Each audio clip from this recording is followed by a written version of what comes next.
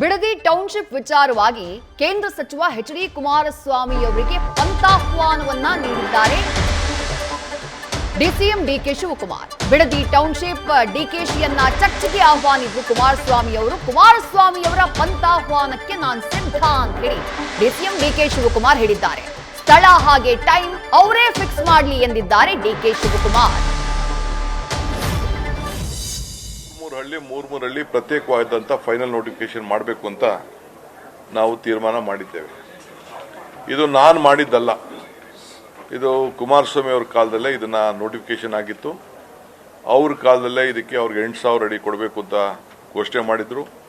DLFಗೆ ಕೊಟ್ಟಿದ್ರು ಪ್ರಾಜೆಕ್ಟ್ನ. DLF ನಮಗೆ viable ಇಲ್ಲ ಅಂತ ದುಡ್ಡನ್ನ ವಾಪಸ್ ತೆಗೆದುಕೊಂಡು ಹೋಗಿದ್ರು. ಸೊ ಇದನ್ನ ರೆಡ್ ಝೋನ್ ಅಂತ ತೀರ್ಮಾನ ಮಾಡಿದ್ರು. ಅಂದ್ರೆ ಯಾರು ಮಾರಂಗಿಲ್ಲ, ಬೇರೆ ಯಾರಿಗೂ ಕೂಡ ವಹಿವಾಟು ಆಗಬಾರ್ದು ಅಂತ ರೆಡ್ ಝೋನ್ ಅಂತ ಮಾಡಿದ್ರು. ಸೊ ಕೋರ್ಟಲ್ಲೂ ಕೂಡ ಕೆಲವರು ಅರ್ಜಿ ಹಾಕೊಂಡಿದ್ರು ಇದು ಬಿಡಬೇಕು ಅಂತ. ಕೋರ್ಟಲ್ಲೂ ಕೂಡ ಬಿಡಕ್ಕಾಗಲ್ಲ ಅಂತ ಆದೇಶ ಕೂಡ ಆಗಿತ್ತು. ಸೊ ಆ ದೃಷ್ಟಿಯಿಂದ ಇವತ್ತು ನಾನು ಇದನ್ನ ಮುಂದುವರಿಸಬೇಕು ಅಂತೇಳಿ ರೈತರುಗಳನ್ನೆಲ್ಲ ವಿಶ್ವಾಸ ತೆಗೆದುಕೊಂಡು ಸ್ವಲ್ಪ ಹೆಚ್ಚಿಗೆ ಪರಿಹಾರನ ಕೊಟ್ಟಿದ್ದೇವೆ ಅಂತ ನೀವು ಗಮನಿಸ್ತಾ ಇದ್ದೀರಿ.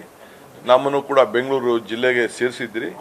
ಮೊದಲಿದ್ದಂಥ ಬೆಂಗಳೂರು ಜಿಲ್ಲೆನೇ ಉಳಿಸಿದಿರಿ ನೀವು. ಅದಕ್ಕೆ ಅವರೆಲ್ಲರೂ ಕೂಡ ಭಾಳ ಸಂತೋಷ. ಯಾಕೆಂದರೆ ಭಾಳ ಜನ ಹೊರಗಡೆ ದೇಶದಿಂದ ಎಲ್ಲ ನೋಡ್ತಾ ಇದ್ದಾರೆ. ಎಲ್ಲರೂ ಕೂಡ ಬರೀ ಕೇವಲ ಒಂದು 20 ಕಿಲೋಮೀಟರ್ ಮಾತ್ರ ಈ ಬಾರ್ಡ್ರಿಂದ ಉಳ್ಕೊಳ್ತದೆ. ಸೊ ಇದು ಬೆಂಗಳೂರು ನಗರ ಆಗ್ತದೆ.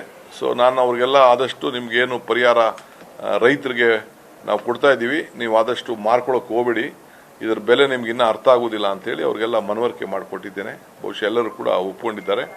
ಜಲ್ದಿ ಇದಕ್ಕೆ ಮಾಡಿ ಅಂತೇಳಿ ಎಲ್ಲ ರೈತರು ಕೂಡ ಎಲ್ಲ ಒಪ್ಕೊಂಡಿದ್ದಾರೆ. KDBಯಿಂದ ಮಧ್ಯ 1,000 ಎಕರೆ ತೆಗೆದುಕೊಂಡು ರೈತರ ಬಗ್ಗೆ 1 ವರ್ಷದಿಂದ ಇವರಿದ್ದಾಗ ಜಗದೀಶ್ ಶೆಟ್ಟರ್ ಇದ್ದಂಥ ಸಂದರ್ಭದಲ್ಲಿ, ಬೊಮ್ಮಾಯಿ ಇದ್ದಂಥ ಸಂದರ್ಭದಲ್ಲಿ ಅದಕ್ಕೆ ಯಾರೂ ಮಾತಾಡಲಿಲ್ಲ. ಅದಕ್ಕೆ ಕುಮಾರಸ್ವಾಮಿ ಅವರು ಅವರೆಲ್ಲ ಕೇಳಿದ್ರು ರೈತರೆಲ್ಲ, ನಡೀರಪ್ಪ ನಾನೇ ಮಾಡಿಸಿರೋದಲ್ಲ, ನಾನೆಲ್ಲ ಮಾಡೋಕ್ಕಾಗಲ್ಲ ಅಂತ ಹೇಳಿದ್ರು. ಪಾಪ ಪಂಥೀಯ ಆಹ್ವಾನಕ್ಕೇನೋ ಕರೆದಿದ್ದಾರಂತೆ, ಪಂಥಾಹ್ವಾನ ಚರ್ಚೆ ಕರೆದಂತೆ. ನಾನು ಅವ್ರ ಟೈಮ್ಗೆ ನಾನು ರೆಡಿ ಇದ್ದೀನಿ. 3 ದಿನ ಟೈಮ್ ಸಾಕು ನನಗೆ. ನಾನು ನಮ್ಮ ರೈತರಿಗೆಲ್ಲ ಹೇಳಿದೆ, ಅಣ್ಣ ನೀವು ಬೇಡ ಅಣ್ಣ, ನಾವು ಬರ್ತೀವಿ, ನಾವೇ ಸ್ವೀಕಾರ ಮಾಡ್ತೀವಿ, ನಾವೇ ಅವ್ರಿಗೆ ಉತ್ತರ ಕೊಡ್ತೀವಿ ಅಂತ ಪಾಪ ರೈತರೆಲ್ಲ ಹೇಳ್ತಾ ಇದ್ರು.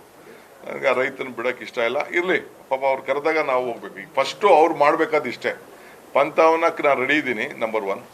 ಈ ಸದ್ಯಕ್ಕೆ ರೈತರು ಏನು ಕೇಳ್ತಾ ಇದ್ರು ಅಂದ್ರೆ, ಅಣ್ಣ ಕಬ್ಬಣ ಸಿಮೆಂಟ್ ಬೆಲೆ ಎಲ್ಲ ಜಾಸ್ತಿ ಆಗೋದೆ, ಅಣ್ಣಾರೇ ಈಗ ಸ್ಟೀಲ್ ಮಿನಿಸ್ಟ್ರು, ಎಲ್ಲ 5,000 ಸಾವಿರ ಜಾಸ್ತಿ ಆಗ್ಬಿಟ್ಟಿದೆ ಟನ್ಗೆ, ಅದನ್ನ ಫಸ್ಟು ಕಡಿಮೆ ಮಾಡ್ಸೋಣ ಅಂತ ಹೇಳೋಣ ಅಂತ ಪಾಪ ರೈತರು ನನಗೆ ಹೇಳ್ಕೊಡ್ತಾ ಇದ್ರು. ನನಗೆ ಗೊತ್ತಾ ಮರ್ತು ನಾನು.